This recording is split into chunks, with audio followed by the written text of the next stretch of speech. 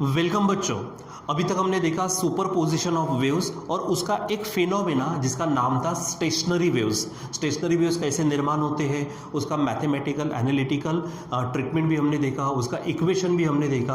अब आज हमारे पास है vibrations along the stretched string.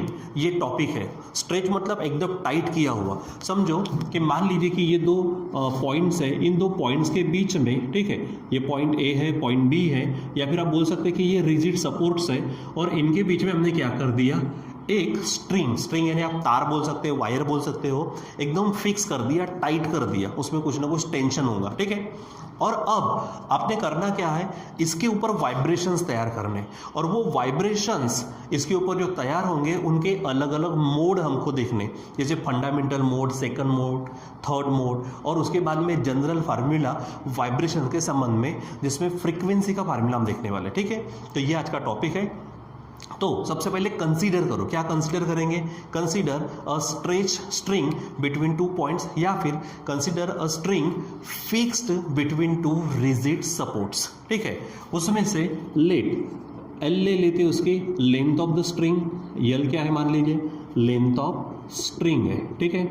उसके बाद जो स्मॉल एम लेते, स्मॉल एम समझो mass per unit length, mass per unit length of the string. और समझो क्योंकि हमने इसको क्या किया है, टाइट करके रखा है, तो कुछ ना कुछ टेंशन होगा उसमें, तो टी समझो tension in the string. String में क्या है, टेंशन है, टेंशन इन द स्ट्रिंग, जो भी टेंशन होगा वो टेंशन, ठीक है। सो क्या करना है, कंसीडर करो, सपोज करो a straight string is fixed between two rigid support, से ए एंड बी। उसकी यल हमने ली है लेंथ, यम है mass per unit length of the string, और टी है टेंशन इन द स्ट्रिंग। अब इसके ऊपर वाइब्रेशन निर्माण करने, तो बच्चों करना क्या है, सिंपल। यहाँ पे आप क्या करो, सेंटर में इस तार को, इस स्ट्रिंग को नीचे खींचो और छोड़ दो। उसको बोलते हैं प्लग करना। प्लग करने का मतलब जैसे तोड़ते ना हम, जैसे प्लकिंग करते, एक आधा फ्लावर को हम ऐसा खींच के तोड़ते, उसी प्रकार इसको नीचे ऐसा खींचना है और छोड़ देना। तो इसके ऊपर क्या होंगे, वाइब्रेशंस तैयार होंगे, ठीक है। तो वो जो वाइब्रेशंस तैयार होंगे, उन वाइब्रेशंस के अलग अलग मोड हमको पढ़ने, ठीक है।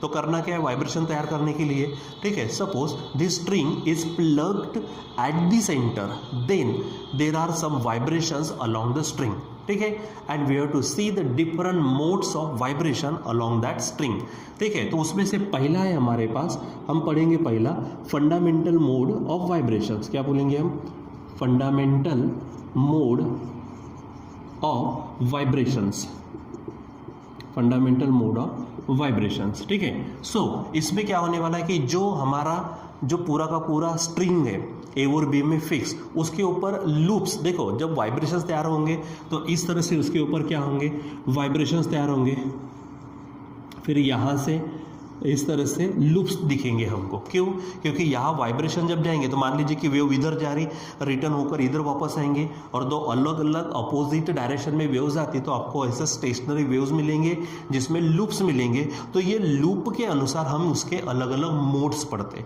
ठीक है। तो डिफरेंट मोड ऑफ वाइब्रेशन में हमारा पहला मोड है फंडामेंटल मोड ऑफ वाइब्रेशन, जिसमें हम सिर्फ एक लूप का विचार करेंगे। जैसे ये हमारे पास पॉइंट ए था, ठीक है, ये पॉइंट बी था, ठीक है, इसके बीच में मान लीजिए सिर्फ एक ही लूप अगर तैयार होती है, ठीक है। यानी फंडामेंटल मोड में क्या होने वाला है, in this mode of vibration there is just a single loop as shown this figure. देखो सिर्फ एक लूप मिलेगी तो समझ लेना वो क्या है, फंडामेंटल मोड, ठीक है। अब आप इसमें देखो, यहाँ पर आप मुझे बताओ नंबर ऑफ नोड्स कितने हैं। यस, मैंने नोड्स पूछा आपको, तो नोड्स का मतलब क्या था, जहाँ पे एम्पलीट्यूड 0 होता है। तो देखो ये नोड है और ये नोड है, ये ऑलरेडी हम देख चुके हैं। तो यहाँ पे नंबर ऑफ नोड्स कितने हैं, 2 है। और आप अगर यहाँ से देखेंगे तो ये क्या होगा, आपका एंटी नोड हो जाएगा, ये आपका क्या होगा, एंटी नोड। तो नंबर ऑफ एंटी नोड कितना होगा, नंबर ऑफ एंटी नोड जो होगा, ठीक है, तो वो सिर्फ क्या है, 1 है, ठीक है। अब अगर बात करते हैं, मैंने इसकी लेंथ कितनी ली थी, L, तो यहाँ से ये जो डिस्टेंस है ये कितना रहेगा, हमारा L रहेगा, ठीक है। लेकिन बच्चों एक बात देखो, यहाँ पर मैंने क्या किया है, 2 नोड की बात की है, तो 2 नोड यानी डिस्टेंस बिटवीन 2 नोड्स कितना था उस दिन, याद करिए आप, लास्ट टाइम में देखा था, इट वॉज λ/2, ठीक है। यानी अगर बात करते हैं कि एक लूप, देखो ये नोड है और ये नोड है, ठीक है, तो यहां से यहां तक एक लूप की लेंथ हम बोलेंगे, क्या बोलेंगे हम? क्या बोलेंगे? Length of loop. Length of loop अगर विचार करते, लेंथ ऑफ लूप यानी ए से लेकर बी तक ये लूप हो गई, तो ये पूरा डिस्टेंस कितना है हमारा, ठीक है, वो पूरा डिस्टेंस यानी लेंथ ऑफ द वायर। लेकिन अब हम देखेंगे इसको वेवलेंथ के अनुसार।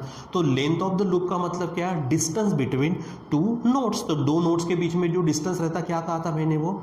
यस, वो क्या रहता? λ/2। यानी क्या बोलेंगे? λ/2 इज इक्वल टू यल, ठीक है। लेंथ ऑफ लूप ये यहाँ से यहाँ तक होगी, यल होंगी, और वेवलेंथ की भाषा में देखो तो नोड के बीच में जो डिस्टेंस होगा वो होगा हमारा λ/2, ठीक है। यानी λ/2 इज इक्वल टू क्या होगा? एल होगा, ठीक है। यहाँ पे हमको वेवलेंथ मिलेगी, तो ये 2 अगर उधर जाता है तो वेवलेंथ λ इज इक्वल टू क्या होगा? ट्वाइस एल होगा, ठीक है। अब जब हम बात करते हैं ना वाइब्रेशंस की, तो वाइब्रेशंस की जब बात करते हैं तो वहाँ पर हम क्या करने वाले, उनकी फ्रीक्वेंसी भी देखने वाले। तो जैसे कि आपको मालूम है वेलोसिटी का क्या फार्मूला है? v is equal to n into lambda है। तो एन इज इक्वल टू क्या हो जाएगा? N is equal to v by lambda हो जाएगा, ठीक है। एन इज इक्वल टू क्या हो जाएगा? V by lambda. हाँ, तो यहाँ पर क्या होगा? v is equal to n lambda है, तो n is equal to v by lambda हो जाएगा। तो अब हमको इसकी क्या निकालनी है? फ्रीक्वेंसी। यानी क्या बोलेंगे, यहाँ पर हेडिंग डालेंगे हम frequency of vibrations, frequency of vibrations, ठीक है। तो फ्रीक्वेंसी ऑफ वाइब्रेशंस, तो यन इज इक्वल टू क्या फार्मूला होगा? N is equal to v by lambda हो जाएगा ऐसा। इसी को हम थोड़ा एडजस्ट करके लिख सकते हैं 1 बाय लैम्डा इंटू वी, और इसको आपको मालूम है क्योंकि मैं यहाँ पर किसके ऊपर वाइब्रेशंस, किसके ऊपर वेव्स बना रहे हैं हम, ये बनाए अलोंग द स्ट्रिंग। तो स्ट्रिंग के ऊपर जो वेव्स तैयार होते हैं वो होते हैं ट्रांसवर्स वेव, और ट्रांसवर्स वेव के लिए आपको मालूम है हमने जब ट्रांसवर्स वेव की प्रॉपर्टीज पढ़ी थी उसमें वेलोसिटी का फार्मूला लिखा था, तो वहाँ पर था v is equal to √T/m। तो T हमारा है टेंशन और m है हमारे पास mass per unit length of the wire. यानी ये यानी ये फ्रीक्वेंसी का क्या हो गया? फार्मूला हो गया। अब ये n है हमारे पास, अब क्या करते हैं? ये 1 अपॉन लैम्डा, तो लैम्डा की वैल्यू कितनी आ चुकी है यहाँ पर? इट इज़ 2l, और अंडर होगा क्या? T/m, ठीक है। ये जो आपको फ्रीक्वेंसी मिली है, ये फ्रीक्वेंसी सबसे कम फ्रीक्वेंसी है। ये फ्रीक्वेंसी क्या है? सबसे कम। देखो जितने ज़्यादा वाइब्रेशंस होंगे मतलब फ्रीक्वेंसी बढ़ रही है, इसमें तो वाइब्रेशन इतने हैं कि सिर्फ एक च लूप बनी है, मतलब कम फ्रीक्वेंसी है।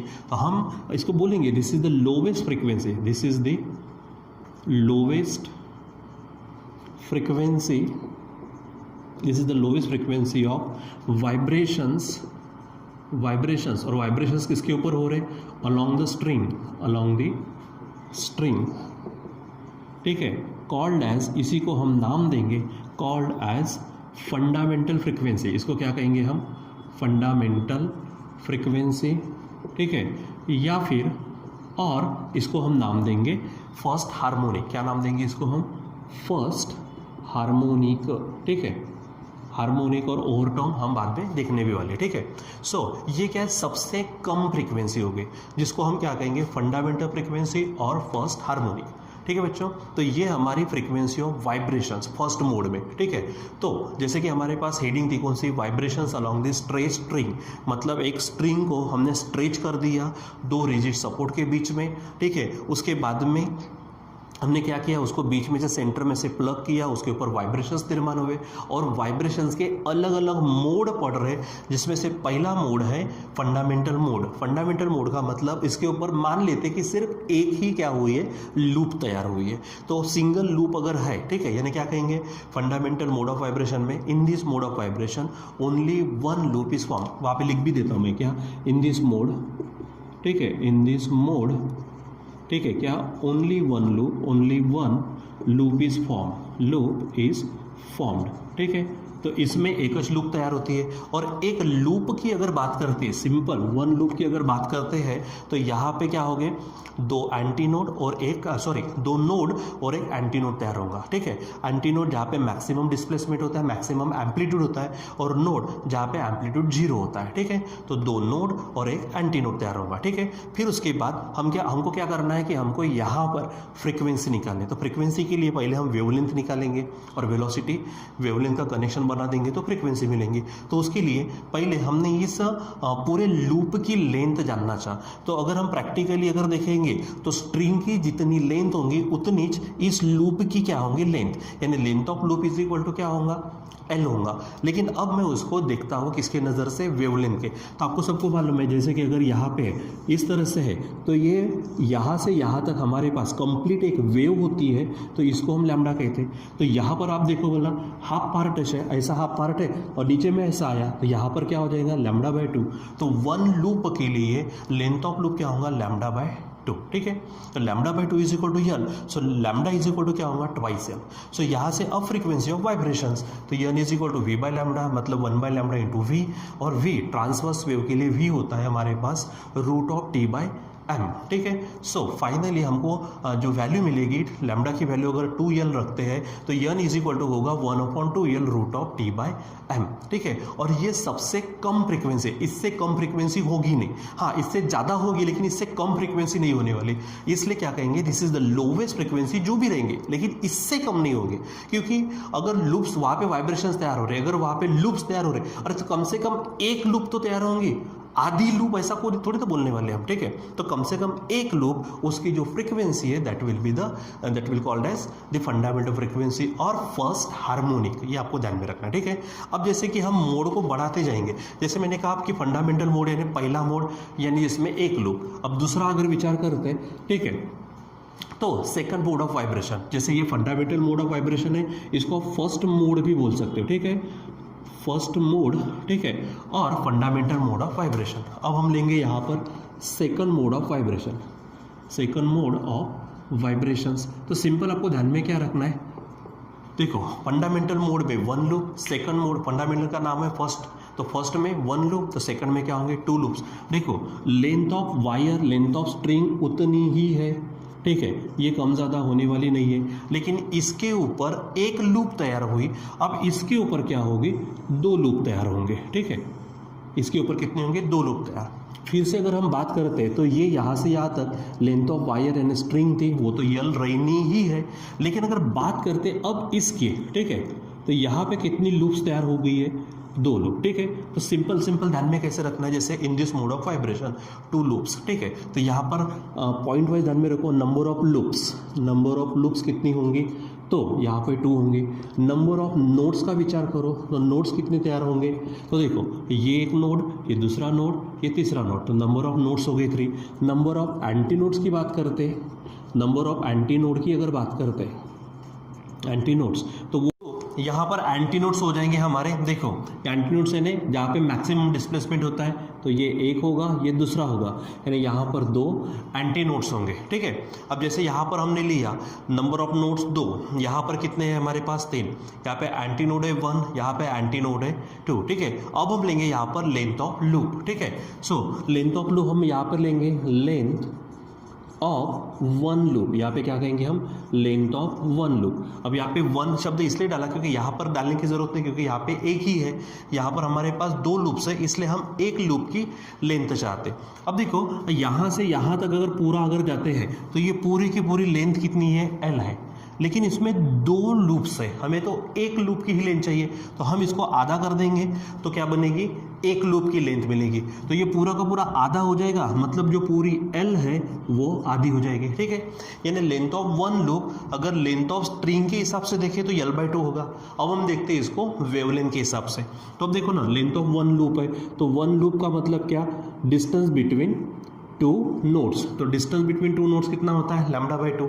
लेकिन अगर आप यहाँ पर देते हो तो यहाँ पर देखो, यहाँ जो लूप है उसकी लेंथ और यहाँ पर एक लूप उसकी लेंथ कम हुई है, मतलब यहाँ पे वेवलेंथ भी चेंज होंगी, इसलिए हम यहाँ पर λ/2 तो होगा लेकिन λ1 बोलेंगे, ठीक है। सो यहाँ पर ले लेते, नाम दे देते उसको λ1, सो ये हो जाएगा λ1/2, यानी डिस्टेंस बिटवीन 2 नोड्स मतलब लेंथ ऑफ 1 लूप, ठीक है, इज इक्वल टू कितना होगा, L/2। अब यहाँ से क्या करो, वेवलेंथ निकालो, सो 2 कैंसिल होगा तो λ1 इज इक्वल टू L हो जाएगा, ठीक है। अब जैसे यहाँ पे फ्रीक्वेंसी निकाली, यहाँ पर भी निकालते, तो देखो यहाँ पर क्या है, फ्रीक्वेंसी ऑफ वाइब्रेशंस, ठीक है। तो हमारे पास डायरेक्ट फार्मूला देखो, यहाँ पे n इज इक्वल टू, ये फार्मूला डायरेक्ट रखेंगे हम, तो क्या फार्मूला है, n is equal to 1 upon, देखो लैम्डा है तो यहाँ पर हम लेंगे लैम्डा 1 और रूट में रहेगा हमारा t बाय स्मॉल m, ठीक है। चलो अब इसको जगह पे वैल्यू रखते हैं, तो ये अच्छा यहाँ पे लैम्डा 1 यूज़ किया ना, तो फ्रीक्वेंसी भी बदलेंगी, उसको हम n1 नाम दे देते हैं। तो अब बताओ क्या होगा फिर, n1 is equal to 1 upon lambda 1, तो 1 अपॉन लैम्डा 1, लैम्डा 1 देखो कितना है L और root of t by m, ठीक है।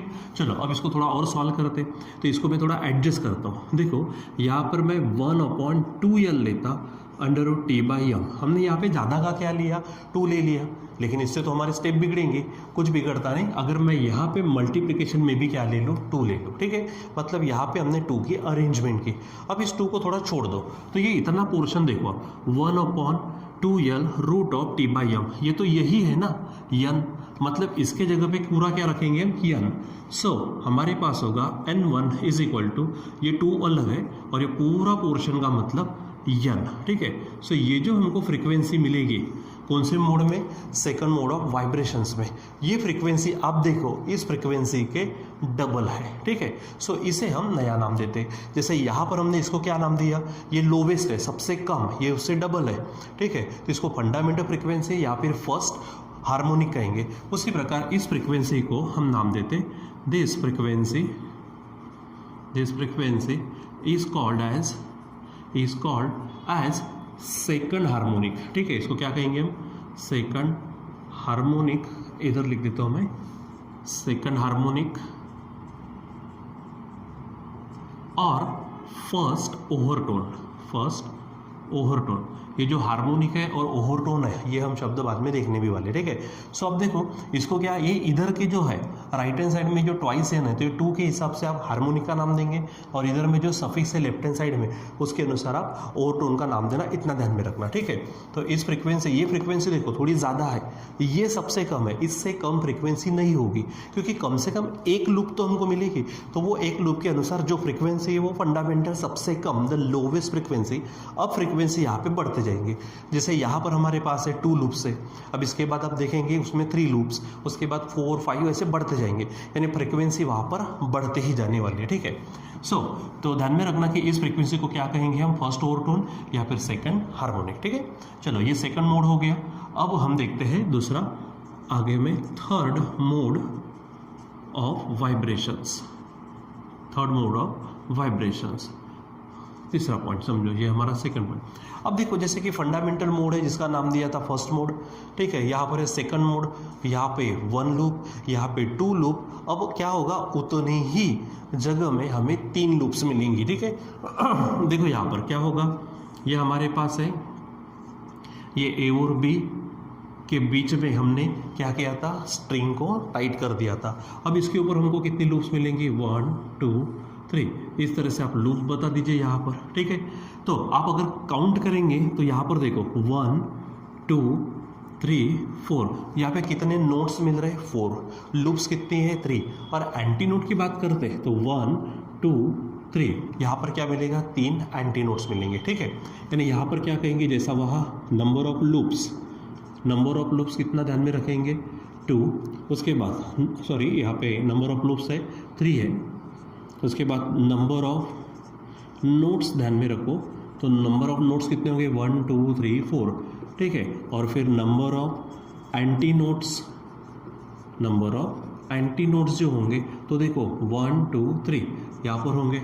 फिर हम यहाँ पे जैसे लेंथ ली थी, यहाँ पर भी लेंथ लेंगे, तो हम कहेंगे यहाँ पर length of one loop is equal to, अब यहाँ पर देखो ये जो इतनी लेंथ है, ये ऑलरेडी पहले कितनी थी, यहाँ से यहाँ तक अगर विचार करते तो ये स्ट्रिंग की लेंथ है जो कंप्लीट यल थी, ध्यान में रखो थी। अब इसके कितने पार्ट हो गए, 1 लूप, 2 लूप, 3 लूप, और तीनों की तीनों इक्वल है, मतलब इस पूरे एल के 3 भाग होंगे, यानी L/3 होंगे। यहाँ पे कंप्लीट L रहने वाला है, यहाँ पे L के आधा होगा, यहाँ पे L के तीसरा भाग होगा, यानी L/3। तो ये स्ट्रिंग की लेंथ के अनुसार है। अब हम देखते हैं इसको वेवलेंथ के अनुसार। तो मुझे क्या चाहिए, सिर्फ इतना पोर्शन जो है, इतनी ही मुझे क्या चाहिए, लूप की लेंथ चाहिए। तो ये दो नोट्स हो गए, दो नोट के बीच में जो डिस्टेंस होता है वो λ/2 होता है। लेकिन अब आप देखो ये लूप बहुत बड़ी थी, ये छोटी है, उतने जगह में ये उससे भी छोटी होगी, मतलब यहाँ पे वेवलेंथ बदलेंगी। तो यहाँ पर मैं नाम दे देता हूँ लैम्डा के एवज में λ2, जैसे यहाँ पे λ1 दिया था, यहाँ पे λ2 इज इक्वल टू क्या हो जाएगा यहाँ पर L/3। अब इसको सॉल्व करो, सो λ2 इज इक्वल टू क्या होगा, 2 उधर जाएगा तो 2L/3 बन जाएगा। ठीक है, अब फिर से फ्रीक्वेंसी, सो फ्रीक्वेंसी क्या होंगी उसको नाम दे देता हमें, यहाँ पे हेडिंग्स डाल देते हैं, frequency of vibrations, frequency of vibrations. तो अब देखो यहाँ पे नाम देते हैं N2, तो फार्मूला फिर से क्या होगा, जैसे यहाँ पर हमने फार्मूला लगाया था N1 इज इक्वल टू λ1 के अनुसार, अब N2 के लिए क्या होगा 1/λ2 √T/m, और यहाँ वैल्यू रखो, ये 1/λ2, λ2 कितना है 2L/3 और √T/m। अब ये 3 को उधर भेज दो, यानी ऊपर जाएगा ये। ठीक है, ये बन जाएगा 1/2L, फिर से √T/m, ये देखो 3 है। अब इतना पोर्शन फिर से आप देखो 1/2L √T/m, ये और कुछ नहीं है, हमारी फंडामेंटल फ्रीक्वेंसी है। सो इसके जगह पे फिर से लेंगे हम n। अब यहाँ पे आप देखो N2 इज इक्वल टू क्या मिले 3n।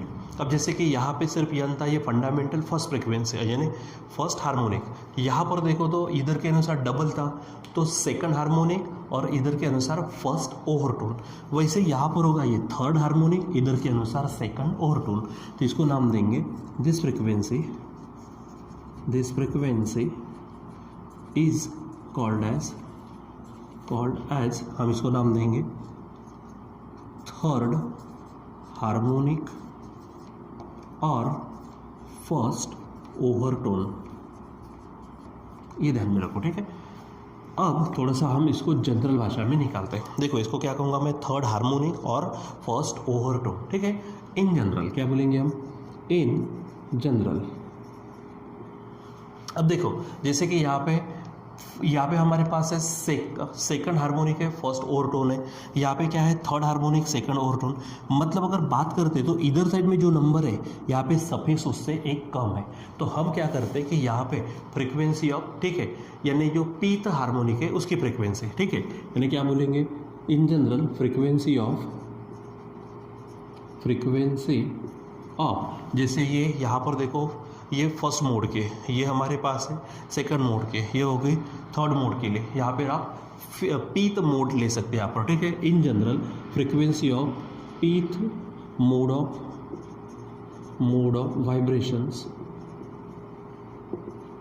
ठीक है, तो क्या हो जाएगा इज गिवन बाय